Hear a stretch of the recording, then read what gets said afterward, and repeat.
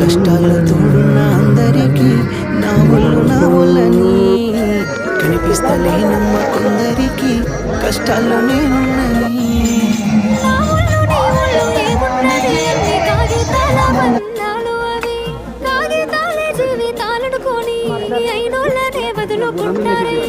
బాగుంటే 10 మంది వస్తారయ్యో చుట్టాలే మన ఇంటికి, లేకుంటే వదిలేసి పోతారయ్యో అయినోళ్ళే ముమ్మాటికి. చూస్తున్న చుట్టంత కళ్ళతోని జరిగేది నాటకమే, నా ఒళ్ళు అనిపించేది చేత చెల్లేటి కాగితమే.